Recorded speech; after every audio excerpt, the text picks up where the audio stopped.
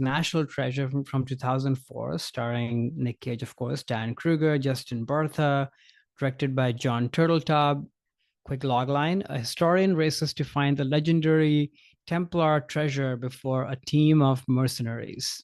So I put this as my wild card for Nick Cage. As I've been saying, that same energy gets pulled apart in different ways. At least from the movies that I watched of his, I've not seen that energy pulled in a way that's sincere. It's always it's unhinged. It can be anxious. It can be fear driven, rage driven. It can be romantic, passionate.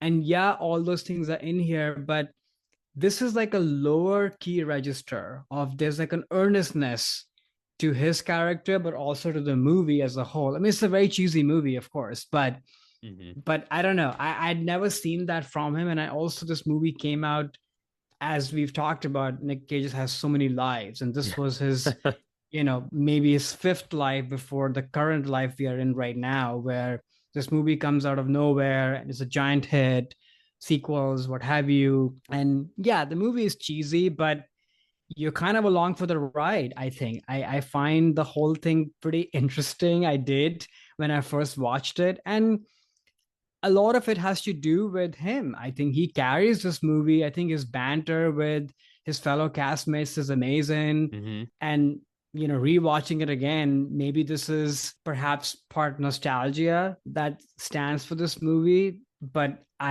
it's one of those like you had a great time at the movies kind of movie.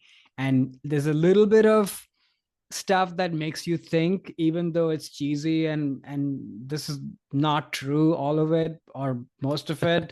Yeah. But you still along for the ride. So that's why this is my wild card. I like seeing like a sincere, earnest Nick Cage. He wanted to find that treasure. He was very earnest about it. Exactly. Yeah. I had never seen this before. What? Yeah, never seen it. It's very interesting. I knew the movie was a huge hit, spawned a sequel, and then there's even was a TV show last year. So I was definitely aware of this franchise and just had not never gone out to see it. So it was very interesting watching this. I mean, it is a movie it was PG and it's a Hmm. Disney, and it feels like if I had seen this when I was like eight, like seven, eight, nine, like this movie would have been great.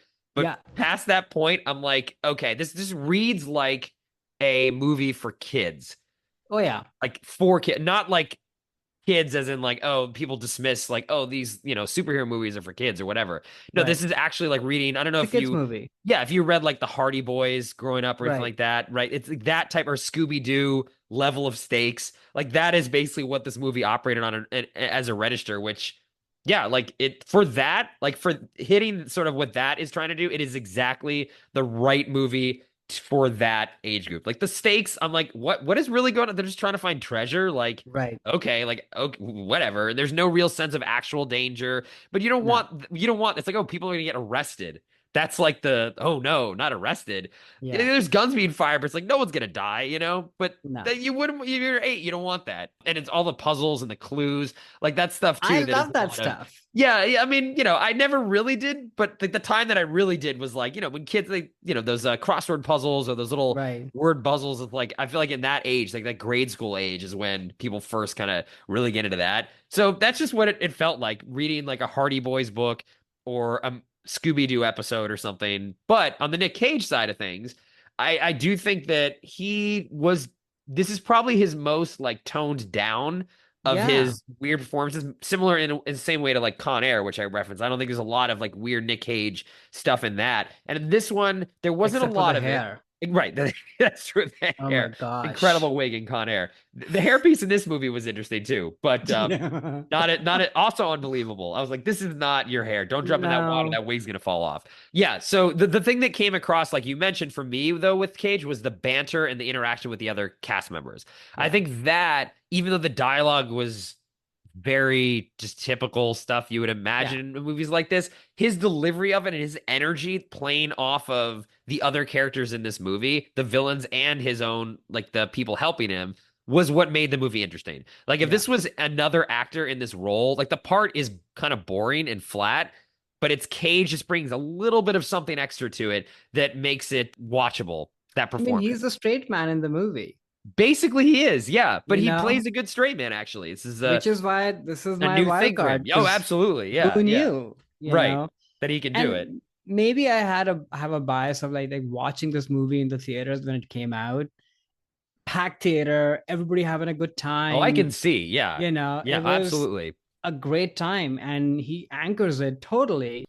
And so I don't know. I like seeing him in this register. But you're right. It's a kids movie, but it's done pretty well. Yeah, I don't mean to like demean it by saying it's a Yeah, kids movie. That's not a judgment on the yeah. quality of it. It's just that's the audience they're going after, and they That's the really audience. know The it, and kid inside of you. yeah, they nail all of those things. Like again, I Yeah. felt like this would be my favorite movie when I was in like fourth grade or something, you know?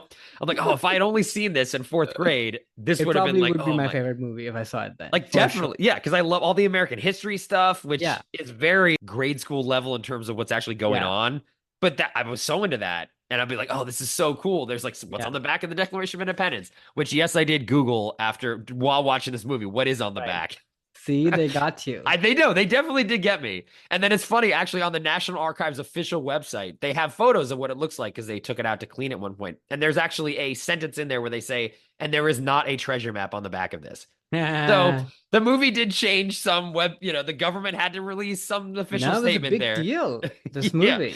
Yeah. No, it was a huge. I remember this being a gigantic hit, but I think because it came out when I was in college, and I'm like, oh, it's PG, Jerry Bruckheimer. Like, okay, like Yeah, this is not for me, and that's why I stayed away with it. But I can't say I had a bad time, that's and the I do thing. give the credit to Nicolas Cage for that. I think if this was another actor, I think I would have been bored to be honest in this. Exactly. I mean, because like he brings all of his baggage to the movie, right? So that it's Nick Cage in this performance, but he's playing a straight man and he's Right, totally grounded, and so that in itself is pretty interesting. And then all the other puzzles and what have you go along for the ride for it.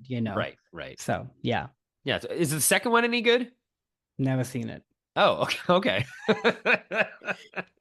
Yeah, I was like, Okay. this is fine, this is good. I'm not gonna show up, for more and more of this. So Okay, you weren't disappointed when they canceled the TV show last year. Okay, I I don't see. even know there was a TV show. Okay, okay. So you're not a national treasure like fanatic. It's just you like this No, film, and yeah, okay. no. It was just a good time, and I thought he was sweet, in the movie. Yeah. Hi there, it's Alex. If you like the review and discussion Karan and I just had, make sure you subscribe to our channel, Movies That Shaped Us, to get full episodes. Every other Wednesday, Karan and I review a new release and then discuss 6 other movies made by that film's actor or director and how they shaped us. Subscribe right now or follow our podcast on Spotify or Apple Podcasts via the link in the description below. Hope you join us for the journey.